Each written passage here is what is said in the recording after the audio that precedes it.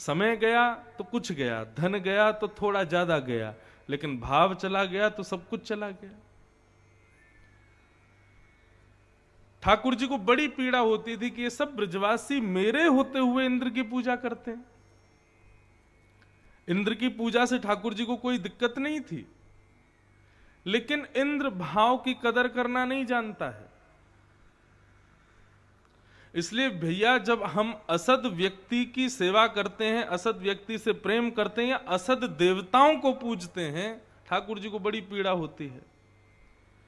क्योंकि किसी को पूजने में, किसी को भजने में, किसी को वंदन करने में समय, धन और भाव तीनों व्यर्थ जाते हैं। किसी ने बता दिया कि फलाने गांव में एक देवता हैं, उनको पूजन करे आओ, तो आप देखो वहां जाओगे तो उसमें आपका समय भी जाएगा, वहां जाने में धन भी खर्च होगा, आपका भाव भी खर्च होगा, और वो देवता असद है तो उसकी सेवा करने में ठाकुर जी को कष्ट होगा कि भाई क्यों कर रहे हो। सुंदरकांड में स्पष्ट लिखा है, देव देव आलसी पुकारा। जो ज्यादा देवताओं के भरोसे पड़ा रहता है, स्वयं कर्तव्य और कर्म पर विश्वास नहीं करता, केवल देवता सहायक बनेंगे, हनुमान जी पर चोला चढ़ा दो, अंबे मैया पे चुनरी चढ़ा दो, और वहां जाकर के ये कर आओ, गंगा जी में ये चढ़ाओ, वहां पेड़ पे ये बांध आओ, इन सब चीजों में ज्यादा पड़ना नहीं चाहिए।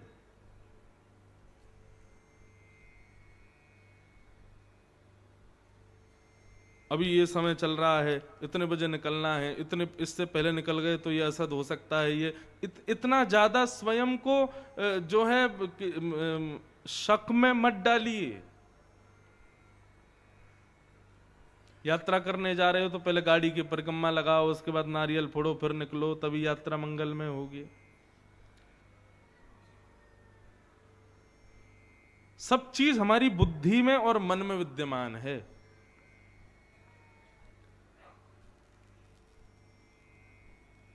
इतने ज्यादा प्रपंचों में स्वयं को मत डालिए।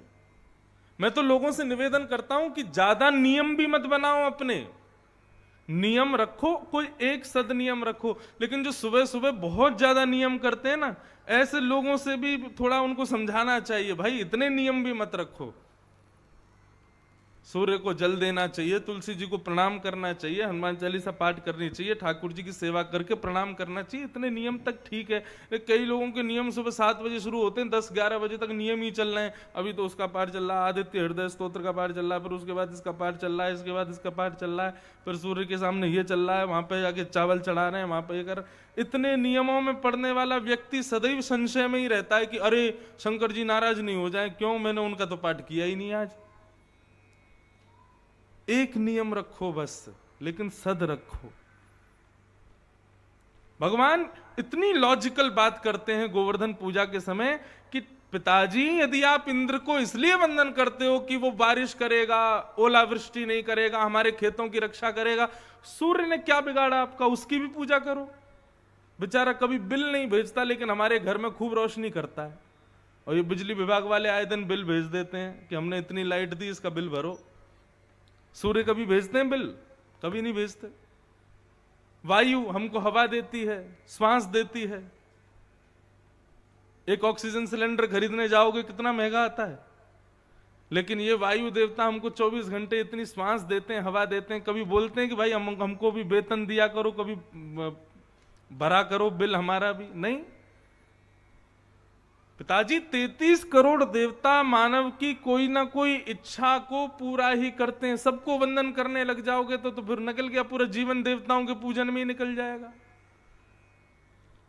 एक को वंदन करो बस। बिना भाव के 4 घंटे पूजा करोगे कोई मतलब नहीं बनता, लेकिन भाव से 1 मिनट ठाकुर जी के सामने बैठ करके, नेत्र बंद करके, उनका स्मरण करके पुष्प अर्पित कर दोगे, वो पुष्प ठाकुर जी को स्वीकार है।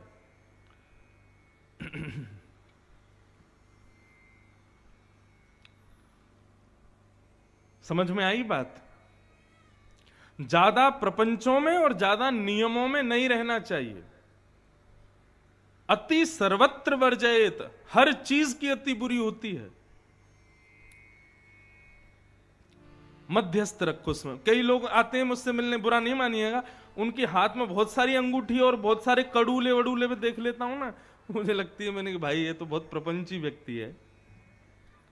क्यों? ज्योतिषी ने कह दिया पुखराज पहनो, इसमें ये पहन लो, इसमें वो पहन लो, इसमें ये पहन लो। कई लोग आते हैं उनकी उंगलियां ही नहीं दिखती, हाथ में अंगूठियां ही अंगूठियां होती हैं। इतना क्यों?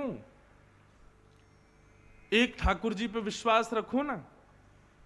अन्योन्याश्रय बहुत बड़ी बात है। जिस पर आश्रित हो उस पर पूर्ण विश्वास रखो, एक के ही आश्रय में रहो। अब हम वृंदावन वाले कृष्ण को सर्वस्व मानते हैं, तो इसका मतलब यह नहीं है कि महाकाल पूजन करने नहीं जाते। महाकाल भी जाते हैं, उज्जैन भी जाते हैं, केदारनाथ भी जाते हैं, गंगोत्री भी जाते हैं, और वैष्णो देवी भी जाते हैं, सब जगह जाते हैं। लेकिन हृदय में केवल एक ही है। कौन? श्याम सुंदर। ददरुआ धाम जाते हैं, ददरुआ सरकार को प्रणाम करते हैं, तो प्रणाम करके यही कहते हैं, हे हनुमान जी महाराज ऐसी कृपा करो कि कृष्ण में हमारी और भक्ति बढ़े। हे महाकालेश्वर महादेव कृपा करो कि श्री कृष्ण में और प्रेम बढ़े। हे वैष्णो देवी जगदम्बा ऐसी कृपा करो कि श्री कृष्ण हमसे सदा प्रसन्न रहें। भक्ति ऐसी होनी चाहिए, एक के प्रति सर्व समर्पित। सबको खुश करने में लगे रहोगे तो फिर बच्चे कुछ नाराज होंगे, बोले उसको कर रहे हो तो हमको भी करो। इसलिए भैया केवल जड़ में पानी डालो, पत्तों में पानी मत डालो। पत्तों में पानी डालने से कुछ नहीं होगा, जड़ में पानी डालने से वृक्ष हरा भी होगा, पुष्पित भी होगा और फलित भी होगा। और वृक्ष कौन है? स्वयं नारायण। और वही नारायण ब्रज में गोवर्धन के रूप में विद्यमान है, और ब्रजवासियों ने उन्हीं गोवर्धन को वंदन किया, उन्हीं की पूजा की।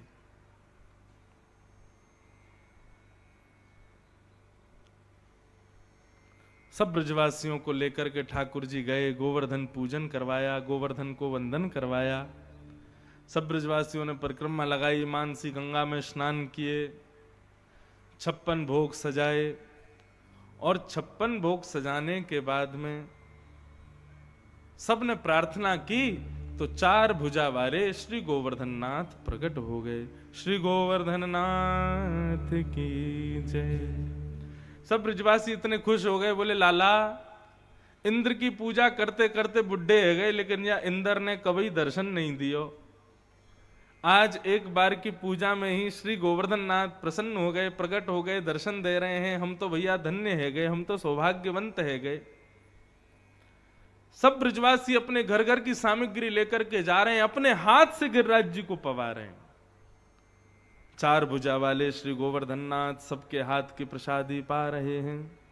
लाओ ब्रजवासियों भोग, लाओ ब्रजवासियों भोग कह कह करके सबको गोवर्धन नाथ पुकार रहे हैं।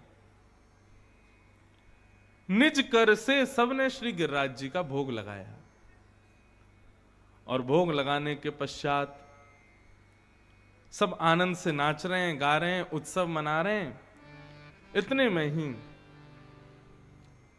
इंद्र आए, नारद जी आए, और नारद जी 56 भोग की कुछ सामग्री में से लेकर के और गए इंद्र के पास। इंद्र को जाके सामग्रियां खिलाने लगे। इंद्र से बोले लो मोहन थार खाओ। इंद्र ने खाया, बोले बड़ा स्वादिष्ट लग रहा है प्रभु, कहां से लाए? बोले अच्छा लग रहा है? बोले बहुत बढ़िया लग रहा है। लो रसगुल्ला खाओ। इंद्र ने रसगुल्ला खाया, बोले बड़ा स्वाद है प्रभु, लाए कहां से हो? बोले वो तुम्हारी पूजा बंद हो गई है ना आजकल। ब्रजवासियों ने गोवर्धन की पूजा को स्वीकार कर लिया, आज से प्रारंभ कर दिया, तो 56 भोग बांटे जा रहे थे, मैंने सोचा तुमको भी खिला दूं थोड़ा सा। इंद्र बोला क्या बताया आपने? ब्रजवासियों ने मेरी सेवा बंद कर दी, मेरी पूजा बंद कर दी? बोले जी। बस उसी क्षण इंद्र ने सांवर्तक ऋतुओं को आज्ञा की कि जाकर के इतनी वर्षा करो कि पूरा ब्रजमंडल बह जाए। ये सांवर्तक मेघमाला केवल तब जाती है जब प्रलय करना होता है, इतना पानी गिरता है। सांवर्तक मेघमालाओं ने आकर के जैसे ही बरसना प्रारंभ किया, सब ब्रजवासी त्राहिमाम कह करके दौड़ने लगे। ठाकुर जी बोले दौड़ क्यों रहे हो भा, इतनी जल्दी अविश्वास मत किया करो ठाकुर जी पर। बंधुओं, सब कुछ अच्छा रहे और उस अच्छाई में आप ठाकुर जी का भजन करो, वो आपकी भक्ति की पहचान नहीं है। भक्ति की पहचान होती है जब आपके विपरीत परिस्थिति आए तब भी आपका विश्वास ठाकुर जी के प्रति रहे।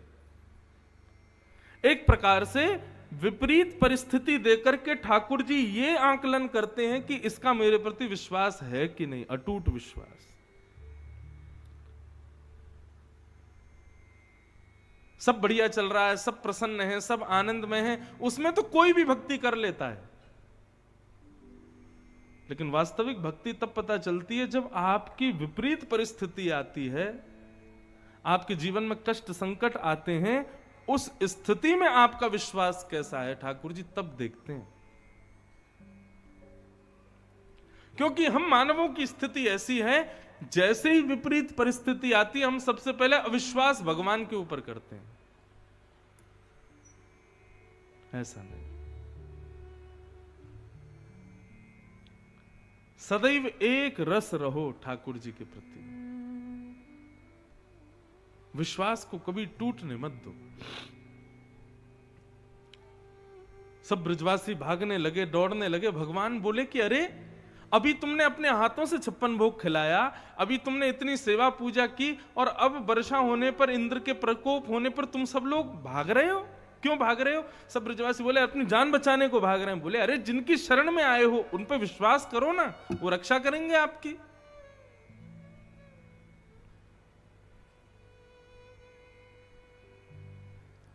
ऐसी भक्ति मीराबाई की है, ऐसी भक्ति रैदास की है, ऐसी भक्ति कुम्मन दास की है, ऐसी भक्ति सूरदास की है। रैदास को नदी में स्नान करते हुए ठाकुर जी मिल गए। रैदास एक उच्च जाति के नहीं थे, लेकिन बंधु एक बात कहें, ये जाति भेद आदि ये सब मानव देखते हैं, भगवान कभी नहीं देखते। ठाकुर जी ने वर्ण व्यवस्था की है, लेकिन वर्ण के हिसाब से ऊंचा नीचा देखने का ये स्तर हम लोगों ने किया, ठाकुर जी ने नहीं किया। ये तो वही बात हो गई, आजकल स्कूल अगर आप देखेंगे तो स्कूल में एक क्लास के 3 सेक्शन होते हैं, A section, B section, C section. हम जब स्कूल में पढ़ते थे तो हमारे स्कूल में पता है क्या था? ज्यादा पढ़ने वाले बच्चों को ए सेक्शन में रखते थे, मध्यस्थ बच्चों को बी सेक्शन में रखते थे, और बिल्कुल फिसड्डियों को सी सेक्शन में रखते थे। एक बार फिर बच्चों ने थोड़ी आवाज उठाई, बोले कि आप इस प्रकार भेदभाव क्यों कर रहे हो बच्चों में? तो फिर हमारे स्कूल के प्रिंसिपल ने सबकी बात मानी और फिर क्या किया, सबको सामान्य कर दिया। लेकिन उसके बाद भी बच्चों के मन में रहा कि अरे सी सेक्शन में है हम तो नीचे सेक्शन में कर दिया, जबकि ऐसा है नहीं, बच्चे ज्यादा थे इसलिए 3 सेक्शन कर दिए। ठीक उसी प्रकार अब सभी लोग वेद पाठी हो जाएंगे, सभी लोग तिलक लगाने वाले हो जाएंगे, सभी लोग चोटी रखने वाले होंगे, सभी लोग गृह प्रवेश कराने वाले हो जाएंगे, सभी लोग जो है शादी ब्याह कराने वाले हो जाएंगे, सभी कथा गाने वाले हो जाएंगे, तो फिर सुनेगा कौन? इसलिए ठाकुर जी ने अलग अलग सेक्शंस बना दिए। ये भाई ब्राह्मण हैं, इनका काम सुनाने का है, ये भाई क्षत्रिय हैं, इनका काम युद्ध का है, ये भाई वैश्य हैं, इनका काम सब सेवा पूजा और ये व्यापार करने का है। ठाकुर जी ने कितने अच्छे से संसार को चलाने के लिए व्यवस्थाएं की, लेकिन हम लोगों ने उसमें ऊंचा नीचा ये सब बना दिया। ठाकुर जी ने कभी नहीं बनाया। रैदास एक उच्च कुल में जन्मे नहीं थे, लेकिन ठाकुर जी के अनन्य भक्त थे। नदी में स्नान करते हुए ठाकुर जी मिल गए, ला करके कुटिया में रख लिया, ठाकुर जी की सेवा करने लगे रैदास। रैदास की ऐसी सेवा थी कि श्री रैदास जी के चरित्र में आता है कि सब लोग ध्यान से सुनिए, सब माताएं बहनें भाई लोग, बिल्कुल शांति का परिचय दो। रैदास इतनी अच्छी भक्ति करते थे ठाकुर जी की कि कभी रैदास जी का मन होता था कि पहले जब ठाकुर जी उनके पास नहीं थे तो जैसे ही उनका मन होता था जगन्नाथ भगवान की याद आ रही है, तुरंत बोरिया बिस्तर उठाते जगन्नाथपुरी चले जाते। फिर याद आ जाती वृंदावन की तो वृंदावन चले जाते, फिर याद आती अयोध्या की तो अयोध्या चले जाते। जहां का स्मरण उनको होता स्वच्छंद परिंदे की तरह इधर उधर घूमते रहते थे। लेकिन जब से ठाकुर जी घर में आ गए, अपनी कुटिया में अपने ठाकुर जी की सेवा करते, कहीं नहीं जाते। लेकिन मन इतना होता था कि मैं जगन्नाथपुरी जाऊं, मैं द्वारिका जाऊं, बद्रीनाथ जाऊं, वृंदावन जाऊं। लेकिन कैसे जाऊं? ठाकुर जी को लेके जाऊंगा तो रास्ते में कहां खिलाऊंगा, और नहीं लेके जाऊंगा तो फिर यहां अकेले कैसे रहेंगे। तो रैदास ने पता है क्या किया? अपनी कुटिया में ही चारों धाम सोच लिए। वो वाला कोना बद्रीनाथ, ये वाला कोना जगन्नाथ, ये वाला कोना अयोध्या, ये वाला कोना वृंदावन। और जैसे ही पूजा करते और मन होता ठाकुर जी आज जगन्नाथपुरी जाने का मन हो रहा है, तो ठाकुर जी की चौकी उठाते और एक कोने में धर देते। उसके ऊपर लिखा हुआ था उन्होंने जगन्नाथपुरी, और वहां ले जाके रख देते और बोलते अरे ठाकुर जी देखो क्या सुंदर समुद्र की लहर उठ रही है, क्या सुंदर ठाकुर जी की जगन्नाथ जी की ध्वजा उड़ रही है। नेत्र बंद करके सब विचार करने लगते थे। अरे जगन्नाथ जी का दर्शन हो गया, ठाकुर जी लो दाल भात खाओ। नेत्र बंद करके सारे भाव प्रकट कर देते जैसे जगन्नाथ जी के होते थे। फिर करते अच्छा ठाकुर जी बड़ी गर्मी हो गई जगन्नाथपुरी में, चलो अब बद्रीनाथ चल रहे, थोड़ी ठंडी ब्यार का आनंद लेंगे। और ठाकुर जी की चौकी उठाते दूसरे कोने में धर देते, उसका नाम धर देते बद्रीनाथ। बोले आइए बद्रीनाथ आ गए, हिमालय की ठंडी हवा चल रही है, बर्फ गिर रही है और मंद सुगंध गंगा जी बह रही हैं। रैदास की भक्ति ऐसी थी, जेठ के घने महीने में भयंकर गर्मी की लू चल रही है और उस समय रैदास जी यदि मन में सोच लेते कि बद्रीनाथ ठाकुर जी जाएंगे, अपनी कुटिया में ही चौकी बदल देते थे, चलो ठाकुर जी बद्रीनाथ चल रहे हैं। और स्थिति होती थी भरे जेठ के महीने में रैदास जी के गांव में ठंडी ठंडी हवा चलने लगती थी, बर्फ जैसी गिरने लगती थी और गांव के लोगों को पता चल जाता, बोले आज जरूर रैदास अपने ठाकुर जी को बद्रीनाथ लेके गया होगा, इसीलिए हमारे गांव में ठंडी हो रही है। ऐसा भाव रैदास का। तीन बात हमेशा याद रखना, भगवत संबंध में विश्वास, संबंध और समर्पण। भक्ति यदि तीन चीज आपके अंदर नहीं है ना तो आप भक्त नहीं हो। सबसे पहला विश्वास, दूसरा ठाकुर जी से कोई संबंध और तीसरा समर्पण, पूर्ण समर्पण। ब्रजवासी सब दौड़ने लगे, अरे इंद्र नाराज है गयो, इंद्र नाराज है गयो। ठाकुर जी बोले अरे जिनकी शरण में आए उन पर विश्वास करो ना। सब ब्रजवासी दौड़ने लगे। इतने में ही ठाकुर जी गए और एक तरफ से गिरिराज पर्वत को थोड़ा सा ऊपर उठाकर के नीचे भुजा डाली और देखते ही देखते सब ब्रजवासियों के मध्य में 7 बरस के कृष्ण ने 7 कोस लंबे चौड़े गिरिराज को अपने बाम हस्त की इकन्नी उंगली पर धारण कर लिया। आ जाओ सब ब्रजवासी, या गिरिराज पर्वत के नीचे खड़े है जाओ। सब ब्रजवासी दौड़ करके गए, अपने मोटे मोटे लठ लगा दिए महाराज गिरिराज जी पर। नख पर धार लियो गिरिराज नाम गिरधारी पायो है। ठाकुर जी ने अपने बाम हस्त की कन्नी उंगली पर श्री गिरिराज जी धारण कर लिए। बोल गिरवरधारी गोपाल की जय। ठाकुर जी ने गिरिराज जी धारण किए।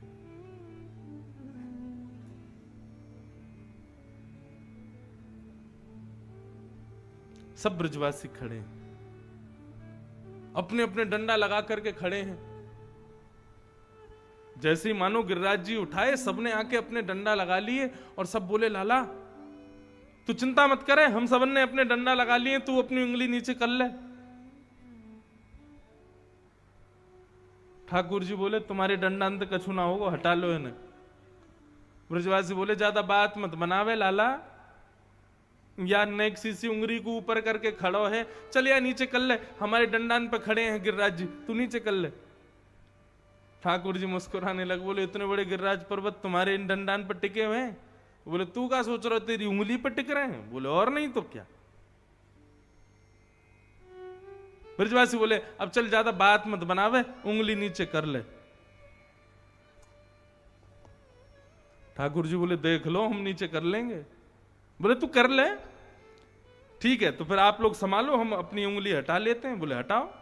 जैसे ही ठाकुर जी ने जरा सी अपनी उंगली ढीली की, इतने में ही विशाल। अच्छा एक बात बताएं, आप सब लोग गोवर्धन गए हो, गिरिराज पर्वत के दर्शन किए हैं। श्री गर्ग संहिता के अनुसार गिरिराज जी इतने छोटे नहीं थे जब ठाकुर जी ने उठाए थे। 7 कोस लंबे, 7 कोस चौड़े और 7 कोस ऊंचे। मतलब गिरिराज जी का यदि शिखर देखेंगे तो वे आकाश में होता था, शिखर का तो दर्शन ही नहीं होता था। ऐसा भी कह दिया जाए तो कोई अतिशयोक्ति नहीं कि गिरिराज जी के शिखर पर बर्फ ही जमी रहती थी, इतने बड़े थे गिरिराज जी। वो तो तिल भर रोज पृथ्वी में प्रवेश कर रहे हैं। इसलिए अब जो हमको दर्शन होता है ये गिरिराज जी का शिखर है। जो ठाकुर जी ने जब गिरिराज जी उठाए थे उस समय ये शिखर आकाश में था। इसीलिए तो ठाकुर जी गैया चराने गिरिराज जी पे जाते थे। अब आप लोग विचार करो, वृंदावन से 20-22 किलोमीटर है। अगर आज भी कोई व्यक्ति पैदल पैदल जाए तो गिरिराज जी जाके वापस आना एक दिन में, तो मतलब गए और तुरंत आए तो भी सुबह निकलोगे तो रात तक आ जाओगे। ठाकुर जी गैया चराने जाते थे। गैया चराने का मतलब है कि ठाकुर जी गिरिराज पर्वत पर जाके आराम करते थे, गैया चरती रहती थी और शाम होने से पहले ठाकुर जी वापस आ जाते थे और दोपहर भोजन करने के बाद जाते थे। इतनी जल्दी गिरिराज जी कैसे पहुंच जाते थे? फिर गिरिराज जी की चौड़ाई इतनी थी कि वो वृंदावन की सीमा का स्पर्श करती थी। यमुना जी बिल्कुल समीप ही गिरिराज जी के बहती थी जब ठाकुर जी थे उस समय पर। वो तो धीरे धीरे धीरे धीरे भीतर चलते चले गए, सारी चौड़ाई जो गिरिराज जी की थी वो पृथ्वी में समा गई। अब जो दर्शन होता है शिखर है गिरिराज जी का। जिस दिन गिरिराज जी दिखने बंद हो जाएंगे उसी दिन प्रलय घनघोर कलिकाल आ जाएगा। हम सब लोगों का सौभाग्य है कि हम लोग आगामी 100 वर्ष के अंदर अंदर हम सब निपटने वाले हैं। हम सब चले जाएंगे 100 साल के अंदर अंदर। हमारे बाद जो आने वाले हैं ना, बड़ी खतरनाक समय आने वाला है महाराज। कभी कभी मुझे लगता है कि हम बड़े सही समय में हमारा जन्म हो गया है, क्योंकि हमारे बाद जो वंश होगा, उसके बाद जो वंश होने वाला है, उस समय तक तो प्रचंड कलयुग आ जाएगा। कभी कभी मुझे बड़ी चिंता होती है कि हमारा बुढ़ापा बहुत खतरनाक जाने वाला है। क्यों? आजकल की स्थिति बड़ी विचित्र हो गई है। आज के बड़े बुजुर्ग कहते हैं अरे हम लोग जब छोटे थे तब इतने अच्छे व्यवहार होते थे लोगों का, इतना अच्छा स्वभाव होता था लोगों का। जितनी टेक्नोलॉजी हाई होती जा रही है, जितने ज्यादा हम लोग इंटरनेट और फोन के आदी होते जा रहे हैं, उससे लगता नहीं है कि आने वाले समय में संबंधों की कदर होगी। अभी नहीं बची। आदमी अपने माता पिता को तो भज नहीं पा रहा, संभाल नहीं पा रहा, भगवान को क्या भजेगा वो? जिसने जन्म दिया, जिसने पाला पोसा बड़ा किया, उन माता पिता की सेवा बालक, आज के बालक नहीं कर पा रहे, वो उस भगवान की सेवा कैसे कर लेंगे जिनको उन्होंने कभी देखा ही नहीं है? बहुत भयानक समय आने वाला है। इसलिए खुश हो जाइए कि आप सब लोग और मैं, हम सब लोग बड़े सही समय में हमारा जन्म हो गया है और सही समय में हम सब लोग निपट लेंगे। हमारे बाद जो पीढ़ियां आने वाली हैं, जन्म लेते ही बालक फोन ना चलाने लग जाए तो आप कहना।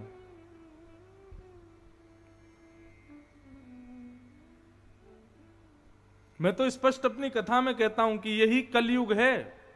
कलयुग का सतयुग का राक्षस हिरण्यकश्यप, द्वापर का राक्षस, त्रेता का राक्षस रावण, द्वापर का राक्षस कंस और कलयुग का राक्षस ये है फोन। यही है। आप कभी भी देख लो राक्षसों के नियम क्या होते हैं। व्यक्ति को भगवान से दूर करना, व्यक्ति को परिवार से दूर करना। मैं ही सर्वस्व हूं, मुझे भजो, मेरे को ही देखो, मुझे ही प्रणाम करो। आज यही स्थिति हो गई हम लोगों की। कहां प्रातःकाल उठ के रघुनाथा, मात पिता गुरु ना वही माथा। माता पिता गुरु को प्रणाम करते, आजकल प्रातःकाल उठते इसको प्रणाम करते हम। उठते ही यदि तकिया के नीचे फोन नहीं दिखे तो आधा heart attack, minor heart attack तो आ ही जाता उसी समय। कई लोग हैं कथा में भी बैठे रहेंगे तो नीचे नीचे चलते ही रहे, क्या चल रहा है इसमें, कौन कहां जा रहा है, कैसे कर रहा है, सब चलता रहता है। ये कलयुग का राक्षस है। मुझे सच में लगता है कि भगवान कल की आएंगे तो किसको मारेंगे? कोई राक्षस तो बचेगा नहीं, इसी को खत्म करेंगे। अभी इतने आदी हो चुके हैं फोन के। कभी कभी मुझे लगता है जैसे पुराने समय में सुपारी देते थे ना लोग, उसको जाके मार दो, हमारा दुश्मन है। कभी कभी लगता है आगामी 100-150 साल बाद आदमी को मरवाना होगा तो यूं कहेंगे उसका फोन चोरी कर लो।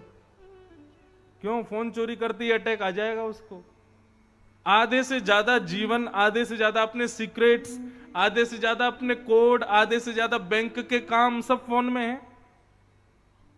आज की डेट में जिसको नेट बैंकिंग नहीं आती उसको तो अपंग माना जाता है, बोले विकलांग है ये, क्यों? इसको नेट बैंकिंग नहीं आती। आगामी समय ऐसा होने वाला है कि जिनके हाथ पैर नहीं है उनको विकलांग नहीं कहा जाएगा, जिनको फोन चलाना नहीं आता वो विकलांग हैं। उनको स्पेशल सीट दिया जाए करेगी ट्रेन में, क्यों? ये विकलांग है, इनसे फोन नहीं आता चलाना। इतने आदी हो गए हम लोग फोन के। भारत में तो अब धीरे धीरे कैश खत्म होता जा रहा है, लेकिन विदेशों में आप कभी दुर्भाग्य से जाओगे तो वहां के लोग तो कैश देख के उनको सिर दर्द हो जाता है, बोले इसको कैसे गिने। एक बार मैं लैपटॉप खरीद के लाया, अमेरिका की बात, तो $1400 का आया। तो मैंने सारे डॉलर इकट्ठे किए, 1 के 5 के 100 के, $1400। हमारे यहाँ $1400 तो बच्चा गिन जाए, ऐसे ऐसे गिन लेंगे। अब मैं जब गया तो लैपटॉप खरीदने के लिए, तो उसने कहा $1400, तो मैंने उसको दे दिए, मैंने लो। तो जैसे ही उसने नोट देखे तो 5 लोग बुलाए उसने, एक एक के एक को दिए, 100 के एक को दिए, 50 के एक को दिए, और उससे पूछता है तेरे 50 के कितने नोट हैं? बोले इतने नोट। तेरे एक एक के कितने हैं? बोले इतने। तेरे 10 के कितने? इतने। मेरे 100 के इतने। पर कैलकुलेटर प्लस कर रहा, ओके 1400। मैंने की जय हो भैया देवता तेरी। मैंने हमारे भारत में कोई गली मोहल्ला के बालक ने दे दे वही गिन देंगे। लेकिन अब धीरे धीरे कैश खत्म हो रहा है, हम लोग भी नेट बैंकिंग शुरू कर रहे हैं। ठीक है, टेक्नोलॉजी हाई हो रही है, सब कुछ अच्छा जा रहा है, लेकिन आप लोग सोचो, हमारी मन बुद्धि सब कुछ एक वस्तु के अधीन होती जा रही है। और वो दिन दूर नहीं है कि हमारा जीवन इसी से ही चलेगा।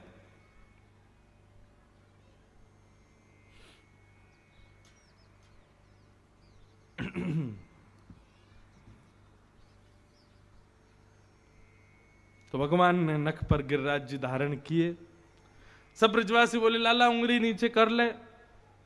ठाकुर जी बोले ठीक है, तो आप लोग संभालो, हम कर रहे हैं। जैसे ही उंगली नीचे करने लगे, इतने में ही विशाल गिरिराज पर्वत नीचे आने लगे। चट चट करके सबके डंडे टूटने लगे। सब ब्रजवासी बोले लाला संभाल संभाल संभाल। ठाकुर जी ने फिर से उंगली लगाई, गिरिराज जी संभल गए। अब सब ब्रजवासी बोले इतना बड़ा गिरिराज पर्वत, इतना विशाल गिरिराज पर्वत, हमारे मोटे मोटे डंडा टूट गए, यानी लाला ने अपनी पतरी सी उंगली पर उठाए लियो। अरे लाला, तो मैं इतनी शक्ति कहां से आई, तेने इतने बड़े गिरिराज जी कैसे उठाए? हमारे ब्रज में बड़ा प्रसिद्ध सब गाते हैं, कछु माखन को बल बढ़ो, कछु गोपन करी सहाय, श्री राधे जू की कृपा सो मैंने गिरिवर लियो।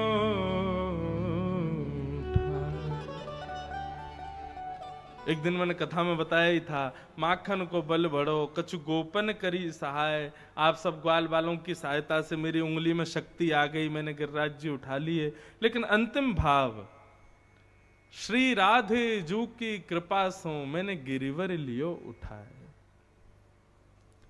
श्री राधा रानी की कृपा दृष्टि है गई मुंह पे, वहां से मैंने गिरिराज जी उठा लिए।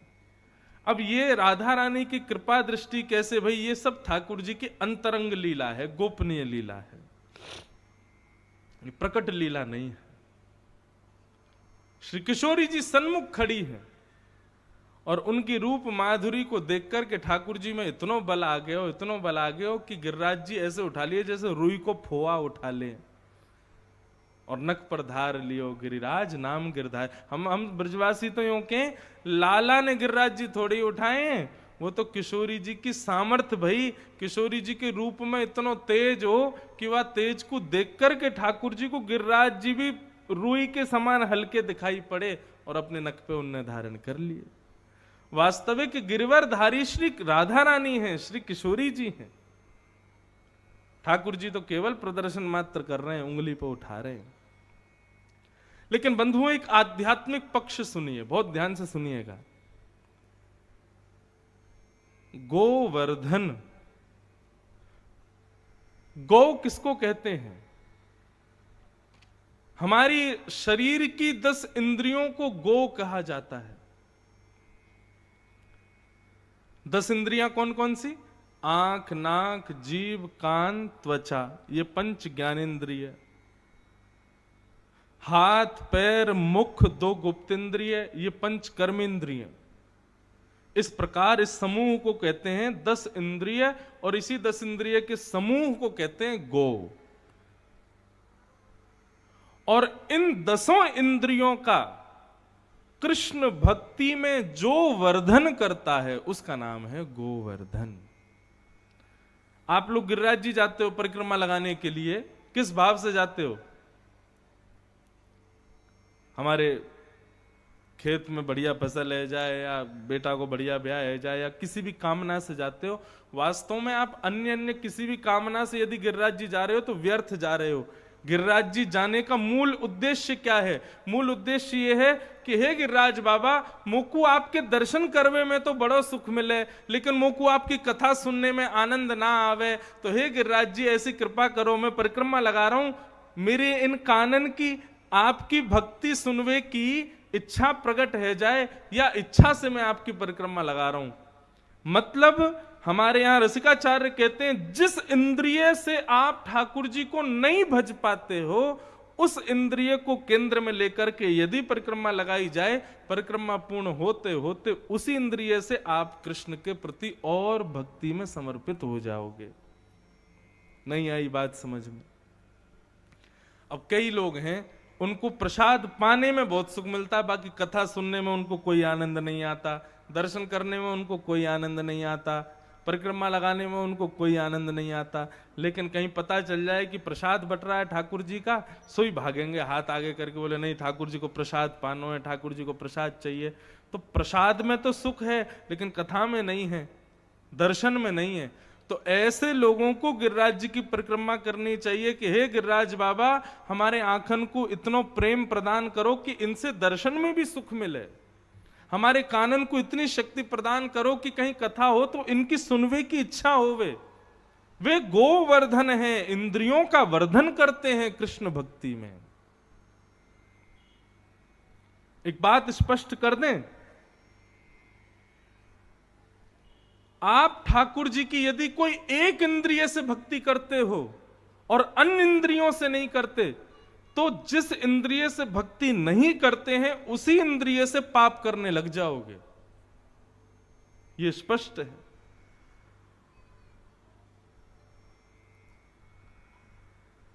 वृंदावन में अधिकतर लोग किस लिए आते हैं पता है? चाट खाने, बल्ले खाने, लस्सी पीने, पकोड़े खाने, इसलिए आते हैं। अधिकतर पंजाब तरफ, हिमाचल तरफ के लोग बहुत आते हैं वृंदावन। कभी कोई आए वृंदावन तो उससे पूछो कि भैया वृंदावन गए थे? बोले जी गए थे। क्या देखा वृंदावन में? अरे महाराज ब्रजवासी के पेड़े, क्या बताना उनका, कितने बढ़िया थे। वो बिहारी जी के बाहर लस्सी की दुकान थी, उसकी लस्सी बहुत बढ़िया थी। महाराज जी बिहारी जी से आगे जाओगे ना राधा वल्लभ जी की तरफ, वहां पर नुक्कड़ पे एक भल्ला वाला है, वो बहुत बढ़िया बनाता है। मैंने कि राधा वल्लभ जी, बिहारी जी, सबकी गली में कौन लस्सी वाला, नुक्कड़ पे भल्ले वाला, ये पता है आपको? ये नहीं पता कि वृंदावन में मंदिर में कौन बैठे हैं भीतर? ये तो वही बात हो गई कि आप किसी से मिलने के लिए गए थे, लेकिन उसके द्वारपाल से ही मिलके लौट आए। उसके सिक्योरिटी गार्ड ने अंदर तुमको जाने ही नहीं दिया। वृंदावन के सिक्योरिटी गार्ड हैं, वहां की लस्सी, वहां के भल्ले, वहां के पेड़े, ये सब वृंदावन के सिक्योरिटी गार्ड हैं। लोगों को अपने तक ही सीमित रखते हैं, उससे अंदर जाने ही नहीं देते।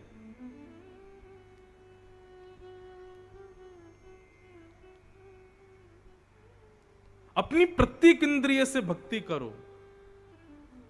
नेत्रों से देखने में सुख मिले, कानों से सुनने में सुख मिले, मुख से बोलने में सुख मिले, हाथों से करताल बजाने में सुख मिले। अब मैं बोलता हूं ताली बजा के गाओ, तो कई लोग तो ताली बजाते हैं, कई लोग तो फिर भी नीचे यूं यूं करते रहते। बोले कहा करें, समय काटना है। ताली ऐसे ही नहीं बजवाई जाती है, ताली इसलिए बजवाई जाती है, ये इंद्रियां कर्म करवाती हैं हमसे। अब कोई आदमी यदि किसी को गोली मार दे, उसको जेल हो जाए, तो वो यूं कहेगा कि मुझे फांसी मत चढ़ाओ, मेरे हाथ को फांसी चढ़ा दो। क्यों? इसने गोली मारी थी, मैंने थोड़ी मारी है।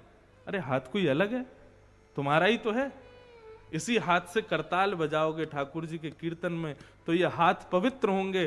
कल को इन हाथों से जब कर्म करने जाओगे तो ये हाथ सत्कर्म ही करेंगे, क्योंकि ठाकुर जी की भक्ति में इनसे करताल बजी है। क्यों कहा जाता है परिक्रमा लगाओ, ठाकुर जी की कथा में नृत्य करो? पैरों से नृत्य करोगे, परिक्रमा लगाओगे, तो ये पैर कभी असद मार्ग पर लेकर के नहीं जाएंगे, भक्त बन जाएंगे ये पैर भी। अरे बड़ी सूक्ष्म बात है, कहां तक इसको समझाऊं मैं। प्रत्येक इंद्रिय से भजन करो ठाकुर जी का, और जिस इंद्रिय से भजन नहीं होता है उसी इंद्रिय के लिए गोवर्धन जाओ। हे गिरिराज जी, हमारी इस इंद्रिय को भगवत भक्ति में श्रेष्ठ करो।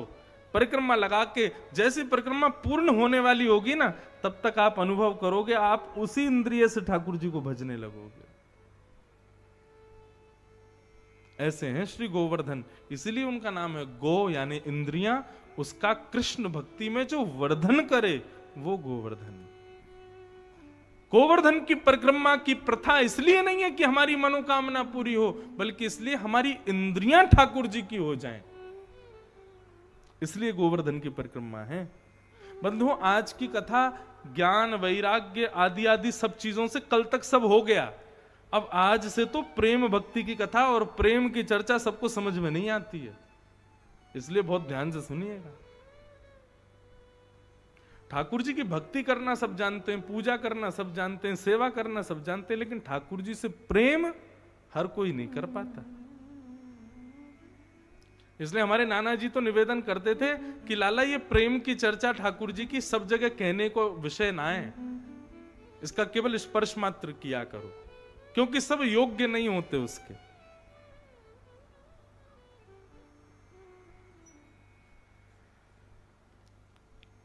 प्रत्येक इंद्रिय ठाकुर जी की हो जाए, उसके लिए गिरिराज जी की शरण में जाओ।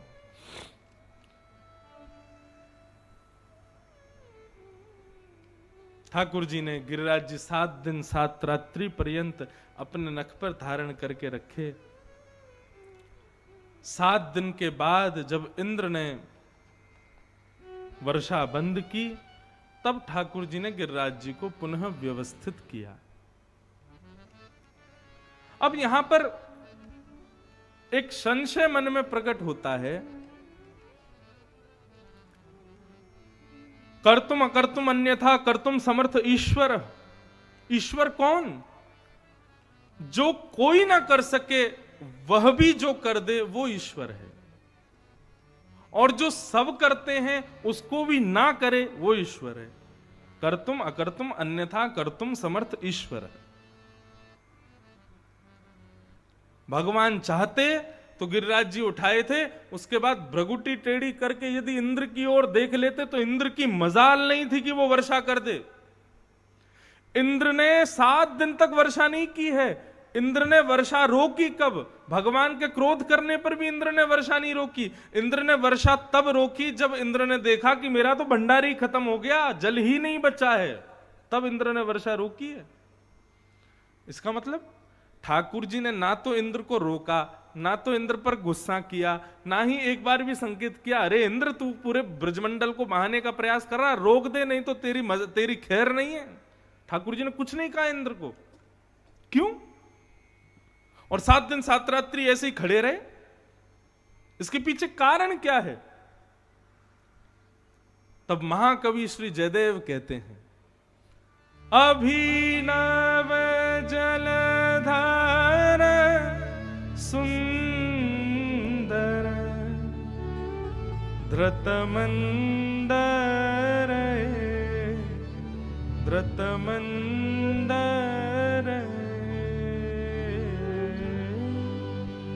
श्रीमुख चंद्र चकोर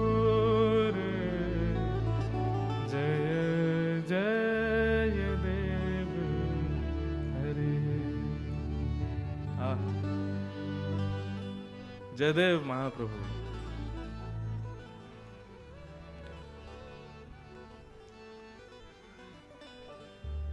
कई बार ऐसा होता है,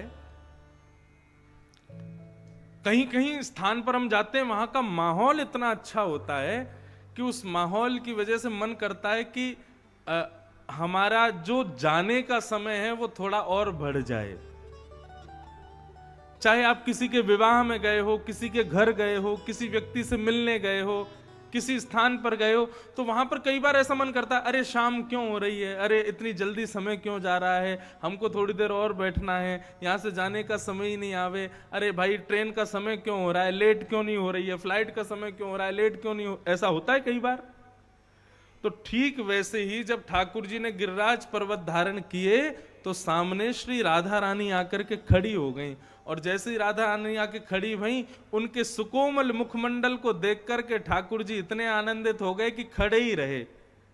मन में ये भाव भी नहीं आया कि मैं इंद्र को कह दूं कि भैया तू वर्षा बंद कर दे, ताकि वर्षा बंद हो जाएगी तो मैं गिरिराज जी नीचे धरूं, हाथ में कष्ट है। रहो बोले नहीं, ये वर्षा चलती रहे, अनवरत में ऐसे ही खड़ा रहूं। क्यों? क्योंकि सामने श्री राधा रानी खड़ी हैं, इनको देखने का, इनके दर्शन का अवसर मिल रहा है, ये अवसर कहीं चला नहीं जाए। इस दिन 7 दिन 7 रात्रि पर्यंत ठाकुर जी गिरिराज जी धारण करके रखे। जयदेव महाप्रभु कहते हैं, राधा मुख चंद्र चकोर जय जय देव हरे। श्री किशोरी जी को देखने में इतने उत्सुक हो गए ठाकुर जी, बल्कि और कह रहे हैं इंद्र से, बोले जितनो तेरो भंडार है सब कर तो ही रहे, 7 दिन तक 7 रात्रि तक, अरे 7 वर्ष तक भी यदि किशोरी जी सामने खड़ी हैं तो मैं ऐसे ही खड़ा रहूंगा ताकि इनको दर्शन कर सकूं। अपलक नेत्रों से श्री किशोरी जी को देखने के इच्छुक हैं, इसलिए ठाकुर जी ऐसे खड़े हैं।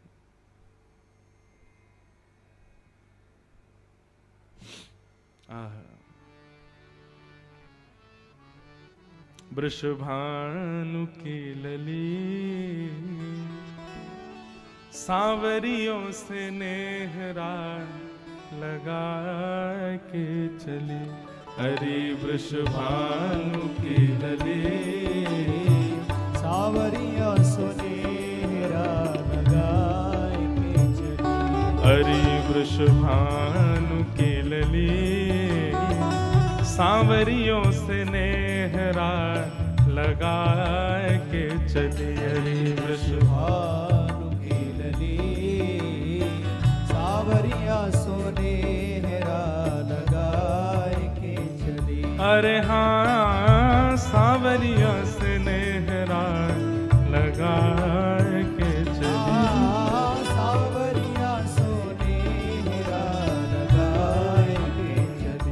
हरि वृषभानु की लली सांवरिया स्नेहरा लगा के चली, वृषभानु की लली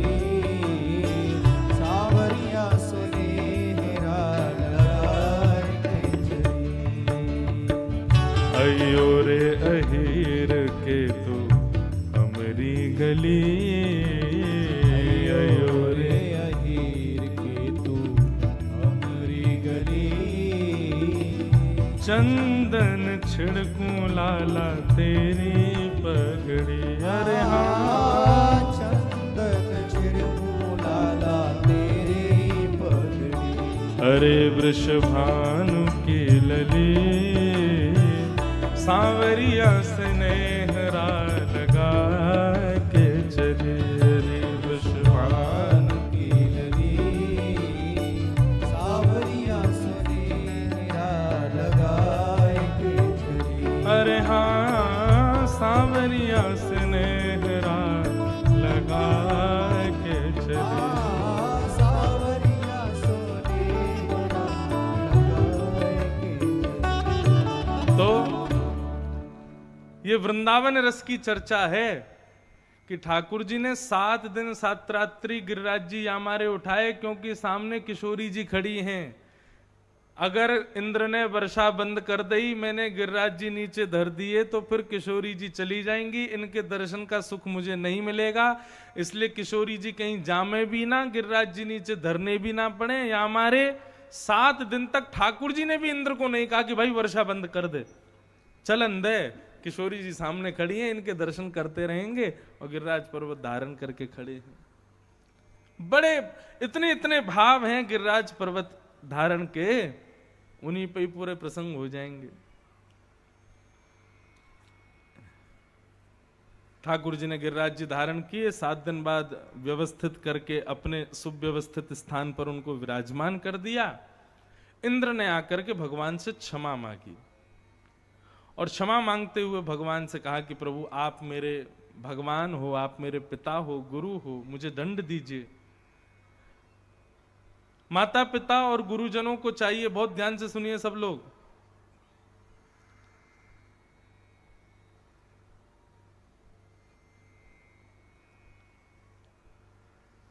बालकों को ज्यादा लाड़ प्यार मत किया करो, थोड़ी बहुत ताड़ना उनके प्रति रखा करो। ताड़ना का मतलब होता है दृष्टि रखा करो, थोड़ा उनके प्रति थोड़ा अपने आप को कठोर, हल्का सा, ज्यादा नहीं, हल्का सा रखा करो, तभी वो बालक श्रेष्ठ बन पाएंगे। जिन बालकों ने अपने माता पिता से कभी गाली नहीं खाई, जिन बालकों ने अपने माता पिता से कभी पिटाई नहीं पाई, वो बालक जीवन में कोई श्रेष्ठ व्यक्तित्व नहीं बन पाते। इसलिए माता पिता को चाहिए ज्यादा लाड़ प्यार बालकों को ना किया करें। लालनाद बहुवो दोषात ताड़नाद बहुवो गुणात तस्मात् पुत्रम च शिष्यम च ताड़येत न तु लाड़येत। शास्त्र आज्ञा करते हैं लाड़ में बड़े दोष होते हैं और ताड़ना में बड़े गुण होते हैं। तस्मात् पुत्रम च शिष्यम च ताड़येत न तु लाड़येत।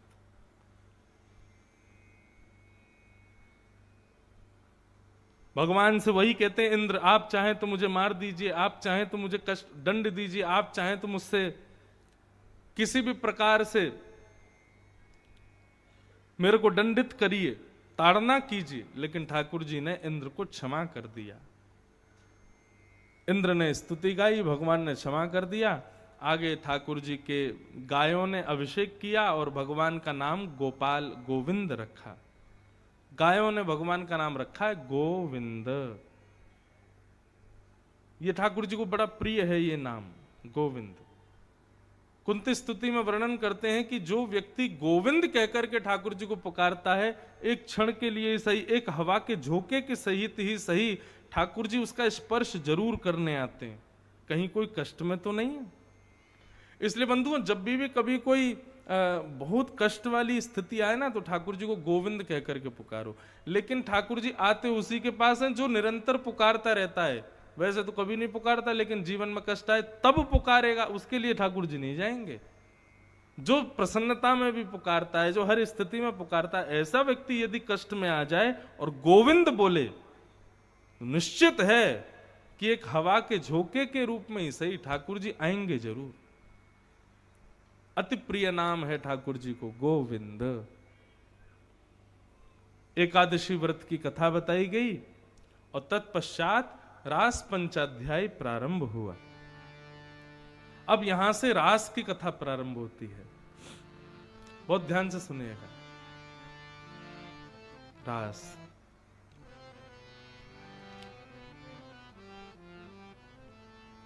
भगवान पिता रात्रि शरदोत्फुल्ल मल्लिका विक्षरन्तुं मनश्चक्रे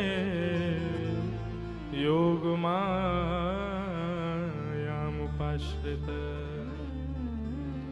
अब बहुत ध्यान से सुनिएगा सब लोग। रास बिहार, मैंने कहा ना आज प्रेम की चर्चा है, इसलिए प्रेमी बनकर के ही सुनना। सबसे पहली बात, रास कहते किसको है? अभी मैं कहूं रास का मतलब क्या, तो अधिकतर लोगों ने मन में सोच लिया होगा वही नाचना, भगवान नाच रहे हैं गोपियों के साथ में, नृत्य कर रहे हैं, यही रास है। नहीं, रास का मतलब नृत्य करना नहीं होता है। रास का सीधा अर्थ होता है भगवान जब अपने प्रेमी भक्त से मिलने जाते हैं, उसको रास कहते हैं। दो शब्द हैं, रस और रास। जब भक्त भगवान से मिलने की कामना करता है और भगवान के समीप जाता है, वो रस कहलाता है। लेकिन भक्त की प्रेम भक्ति से प्रसन्न होकर जब भगवान भक्त से मिलने आते हैं, उसको रास कहते हैं। समझ में आ गई बात? आप लोग कथा में आ रहे हो, अपने घरों से आ रहे हो, सुनने के लिए आ रहे हो, ददरुआ सरकार दर्शन करने जा रहे हो। कल हम गए थे ग्वालियर में, खेड़ापति हनुमान दर्शन करने जा रहे हो, मनसापूर्ण हनुमान जी दर्शन करने जा रहे हो, वृंदावन बिहारी लाल के दर्शन करने जा रहे हो। ये सारी स्थितियां आप जा रहे हो भगवान के पास, ये रस कहलाते हैं। लेकिन आपकी भक्ति से प्रसन्न होकर के वृंदावन बिहारी लाल भिंड आ जाएं, पिडौरा गांव में प्रकट हो जाएं, ये रास कहलाएगा।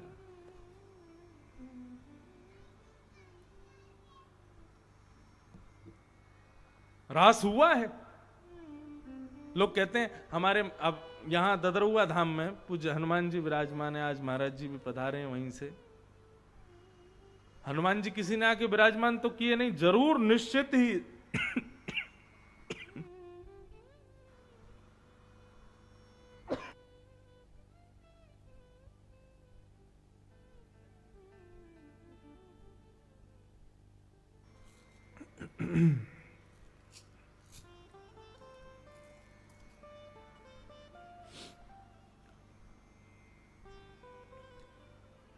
अभी वर्तमान महाराज जी जो हैं, आपके पूर्व महाराज जी या उनके पूर्व महाराज जी जो भी यहां पर विराजे होंगे, उनकी तपस्या भजन के बल से हनुमान जी प्रकट हुए होंगे। रास हुआ था वहां पे। क्यों? एक भक्त के भजन पर प्रसन्न होकर ठाकुर जी प्रकट हुए। वृंदावन में गोस्वामी गोपाल भट्ट गोस्वामी जी की प्रेम भक्ति से प्रसन्न होकर राधा रमण जी प्रकट हो गए। श्री हरिदास जी महाराज के प्रेम भक्ति से प्रसन्न होकर के श्री बिहारी जी प्रकट हो गए। ये सब रास ही तो हैं।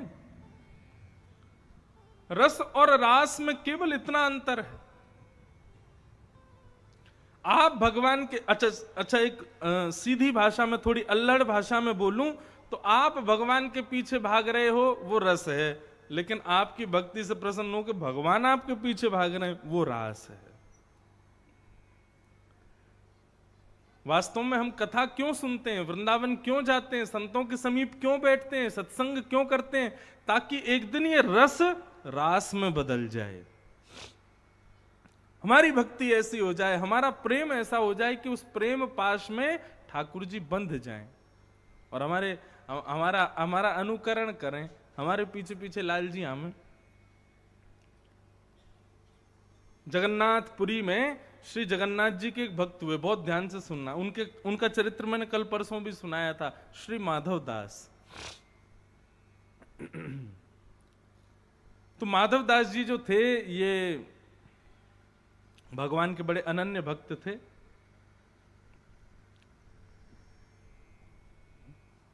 रास किसको कहते हैं ये बता रहे हैं।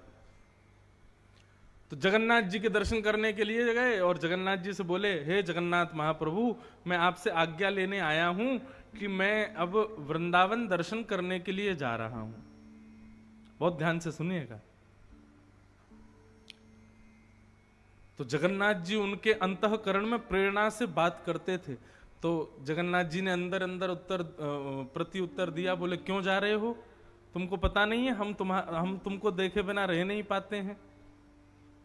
भक्त भगवान को देखे बिना नहीं रह पाता, ऐसा ही नहीं है, भगवान भी बिना भक्तों को देखे रह नहीं पाते, उनको भी अपने भक्तों का दर्शन चाहिए। जगन्नाथ जी बोले हमको भी लेके चलो, हमको भी अपने साथ वृंदावन ले चलो। माधवदास जी बोले देखो, हम तो कहीं भी खाने वाले, कहीं भी रहने वाले, कहीं भी पी लेते हैं, कहीं भी सो जाते हैं, कहीं भी अपना गुजर बसर कर लेते हैं, ऐसे अपनी पूरी यात्रा निकालने वाले हम हैं। आप हमारी तरह नहीं रह पाओगे। आपको तो 8 बार तो भोग लगता है दिन में, वृंदावन में भगवान को भोग लगता 8 बार। कैसे कैसे भोग लगेगा? सुबह उठते ही मंगल भोग, उठते ही ठाकुर जी को दूध और लड्डू का भोग लगाया जाता है। मंगल भोग के बाद में फिर आएगा ठाकुर जी का बाल भोग, जिसको नाश्ता कहते हैं। फिर बाल भोग के बाद में आएगा श्रृंगार भोग, श्रृंगार के बाद श्रृंगार भोग आ जाएगा। श्रृंगार के बाद फिर आएगा श्रम भोग। अच्छा, श्रम भोग के बारे में आप सुनेंगे तो इतना आनंद आएगा। ये श्रम भोग क्यों लगता है ठाकुर जी को? बोले कि पुजारी जी ने ठाकुर जी का श्रृंगार किया ना, गले में माला पहनाई, हाथों में बाजूबंद पहनाए, सिर पर मुकुट पहनाया, तो ठाकुर जी थक गए श्रृंगार कराने में। इसलिए श्रृंगार कराने में थक गए तो थकान का भोग आता है ठाकुर जी को। अरे मैंने कि भाई ये बढ़िया है, 8 बार भोग लगाते हैं ठाकुर जी। माधवदास जी बोले आप हमारे साथ नहीं जा पाओगे, आपको 8 बार भोजन चाहिए होता है, और रास्ते में कहां आपके लिए भोजन लेके आऊंगा, कहां रोटी लाऊंगा, कहां आपकी व्यवस्था करूंगा।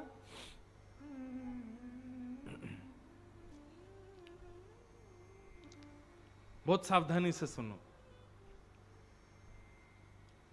इसलिए आप तो यहीं रहो, हम जा रहे हैं वृंदावन। माधवदास जी जैसे वृंदावन के लिए निकले तो माधवदास जी को ज्यादा भूख प्यास लगती नहीं थी, सहज रहते थे, सरल रहते थे माधवदास जी। चलते चलते शाम हो गई, एक नगर में पहुंचे, गांव में पहुंचे। गांव में पहुंचते ही वृक्ष के नीचे बैठे थे माधवदास जी और विचार कर रहे थे, भैया कोई भक्त मिलेगा, कोई आता जाता दिखेगा तो उससे कुछ एक आध रोटी मांग लेंगे, खा लेंगे, अपना बसर करेंगे। लेकिन थोड़ी बहुत देर बाद ही माधवदास जी को इतनी जोर की भूख लगी, इतने व्याकुल हो गए कि महाराज उनकी इच्छा होवे कहीं से भी फल मिले, कोई पत्ता मिले, कुछ तो मिले, मुझे भूख लगी है, खाना है। और माधवदास जी चिंता करें, इतनी जोर की भूख तो मुझे कभी नहीं लगती, आज इतनी जोर से भूख क्यों लगी है? माधवदास जी व्याकुल हो गए, मरता क्या नहीं करता। गांव में पहुंच गए, गांव में जाके और ढूंढने लगे, भाई कोई ऐसा वैष्णव भक्त मिले जिसके यहां जाके 2 रोटी तो खाऊं मैं, इतनी तेज भूख क्यों लगी आज। तभी एक बूढ़ी माता जी के घर में प्रवेश किया, उनसे कहा मैया हम जगन्नाथपुरी से आए हैं, वृंदावन जा रहे हैं, बड़ी जोर की भूख लगी है, आप थोड़ी रोटी खिला दोगी? मैया बोली हाँ बैठो, हम खिलाते हैं अभी। मैया लाई थाली सजा के, माधवदास जी तुरंत महाराज टूट पड़े, भोजन करने लगे जोर जोर से। बोले आज पता नहीं क्या हो गया, जीवन में इतनी भूख कभी नहीं लगी, आज इतनी क्यों लग रही है? मैया पंखा जलते जलते बोली बाबा आप बड़े निर्दयी हो। माधवदास जी बोले ऐसा क्यों कह रही हो मैया? अरे नहीं बाबा आप बड़े निर्दयी हो, इतना सुंदर, इतना सुकोमल, इतना प्यारा संग में बालक लेके घूम रहे हो, उसको भोजन नहीं करा रहे हो, अकेले अकेले ठूस रहे हो। माधवदास जी बोले कौन बालक? बोले तुम्हारे बगल में जो बैठा है, देखो इसकी आंखें कितनी प्यारी, इसके गाल कितने प्यारे, छोटा सा बालक। अरे मुझे तो दया आ रही है, इसकी माँ ने इसको कैसे दे दिया होगा आपको, और आप इतने निर्दयी अकेले पूरी थाली खा रहे हो, उससे पूछ भी नहीं रहे हो। अरे बेचारा वो भी भूखा, तेरा उसको भी खिलाओ। माधवदास जी रुक गए, बोले मैया कौन सा बालक, यहाँ कोई नहीं बैठा। अरे तुम्हारे बगल में बैठा बाबा, आंखन ने खोल के देखो, इतनी रोटी में बावले हो गए, बालक नहीं दिखाई दे रहा है। माधवदास जी समझ गए, बोले ये कोई बालक फालक नहीं, जगन्नाथ जी संग में आ गए मेरे। और अब पता चली मुझे भूख इतनी तेज क्यों लग रही थी, बोले ये संग में चल रहे हैं। तब माधवदास जी ने प्रणाम किया, बोले जय जय, मैंने मना किया था ना, आप मत चलो साथ में, रास्ता बड़ा दुर्गम है, कहां रोटी खाओगे, कहां सोओगे, कैसे गुजर बसर करोगे, आप मानते नहीं हो, चले आए साथ में। और माधवदास जी को दिख नहीं रहे थे ठाकुर जी, बस चलते चलते माधवदास जी को अनुभव होता था कि कोई कंधे पर बैठा है, थोड़ा भार जैसा लगता था।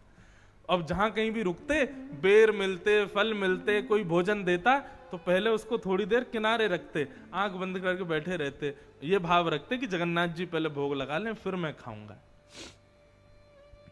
वृंदावन पहुंचे। वृंदावन जैसे पहुंचे तो बिहारी जी का दर्शन करने के लिए गए, तो पता चला कि अभी बिहारी जी श्रृंगार करा रहे हैं अपना। माधवदास जी एक भक्त के यहाँ गए, भक्त के यहाँ से बहुत सारे चने इकट्ठे कर लिए, और चने इकट्ठे करके जमुना जी के किनारे बैठ गए, और जमुना जी के किनारे जाकर के एक आसन बिछाया, आसन पर भाव रखा, जगन्नाथ जी बैठे हैं, और सामने पात्र में चने रख दिए, और चने रख के कहा ठाकुर जी आज अब भोजन अभी तक तो मिला नहीं है, इसी का भोग लगाओ, बिहारी जी की राजभोग हो जाएगी तब कुछ पाएंगे।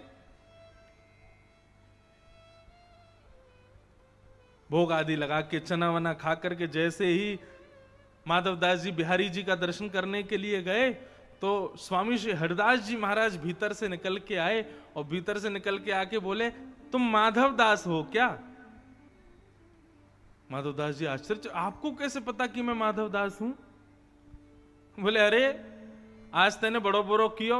माधवदास जी बोले मैंने क्या कर दिया? बोले हमने ठाकुर जी के सामने पूड़ी कचौड़ी बेड़ई सब्जी और जलेबी इमरती जाने कितने 56 भोग बना के धरे, लेकिन ठाकुर जी ने मुंह टेढ़ो कर लियो। बोले क्यों टेढ़ो कर लियो? बोले ठाकुर जी बोले अरे आ या माधवदास आयो है जगन्नाथपुरी थे, और यानी इतने सारे चना खवा दिए कि मेरो पेट भर गयो, अब मुकु कछु खावे की इच्छा ना है रे। माधवदास जी आश्चर्यचकित हो गए, बोले जय हो नाथ, मैं तो ऐसी सहज निवेदन करता, ठाकुर जी स्वीकार कर लेते हैं। कहां तक सुनाऊं बंधुओं, इस स्थिति को रास कहते हैं जो माधवदास के साथ होती थी, इसको रास कहते हैं। रास सुनने का विषय नहीं है, रास देखने का विषय नहीं है, रास करने का भी विषय नहीं है, रास अनुभूति का विषय है। और ये रास एक ना एक दिन होगा, जब भक्ति के पथ पर चलोगे आपको भी अनुभव होगा। ठाकुर जी बगल में ही बैठे हैं, अरे देखो मेरी आधी रोटी खा गए, मेरे संग तो होता है खूब। हम ग्वालियर में जहां रुके हैं तो वहां ऊपर किला है, नीचे ही घर है, तो जिस कमरे में हम रुके हैं वहां हमारे ठाकुर जी बैठे हैं, तो हम यहाँ कथा करने आते हैं, खिड़की खोल के आते हैं, ठाकुर जी को खिड़की के पास बैठा देते हैं। मैंने आप बढ़िया किला देखते रहो, वहीं बाहर हनुमान जी का मंदिर है, तो मन में भाव आता है कि श्री हनुमान जी ठाकुर जी को कंधा पे बैठा के पूरे ग्वालियर में घुमाते होंगे, ऐसा भाव करके आते हैं। तो शाम को जब हम जाते हैं तब तक ठंडी हवा चलने लगती है और खिड़की खुली रहती है। तो आज इसीलिए हमको जुकाम हो गया, क्योंकि हमारे ठाकुर जी को ठंडी लग गई है। ये रास है।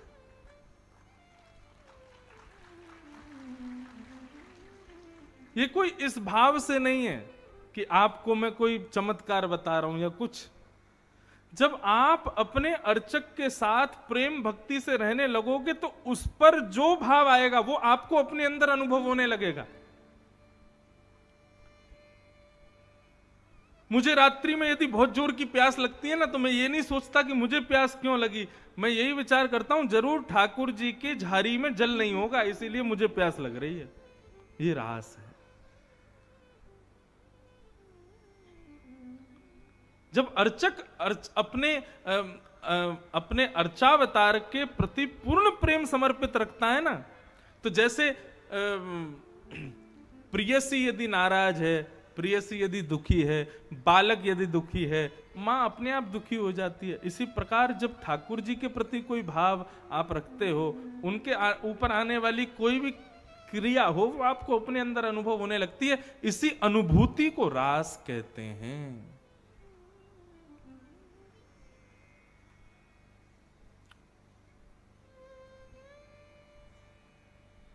रस और रास, ये दो स्थिति।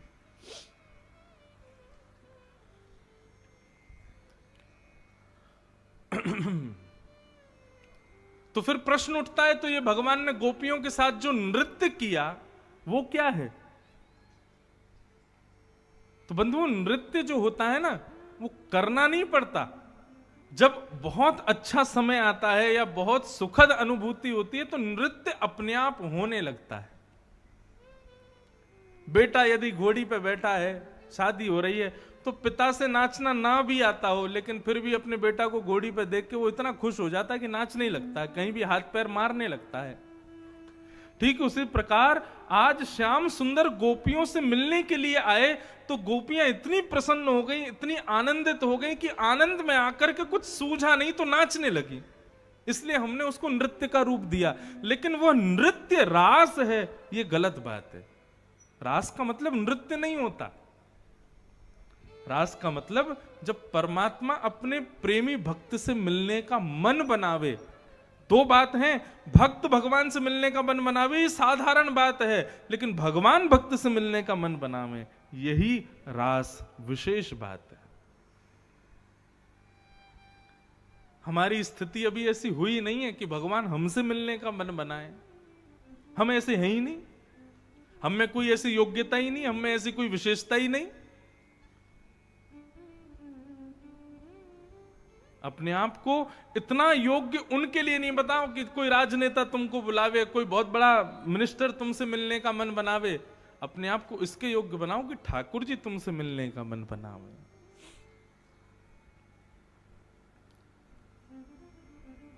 और गोपियों ने अपने आप को ऐसा ही बना दिया कि एक दिन भगवान पिता रात्रि शरदोत्फुल्ल मल्लिका विक्षरंतुम मनश्चक्रे, ये शब्द है मनश्चक्रे। भगवान ने मन बनाया। अरे महाराज, इसके लिए तो देवता भी तरसते हैं कि भगवान हमसे मिलने का मन नहीं बनाते और इन गोपियों से मिलने के लिए मन बना रहे हैं, इन गोपियों से मिलने के लिए ठाकुर जी जा रहे हैं। मनश्चक्रे योग मायाम उपाश्रित। भगवान ने गोपियों के साथ रास करने का मन बनाया।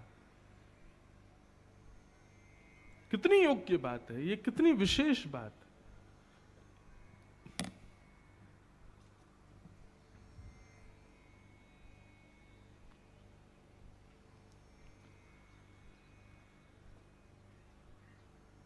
श्री कृष्ण गोविंद हरे मुरारे, हे नाथ नारायण वासुदेव। श्री कृष्ण गोविंद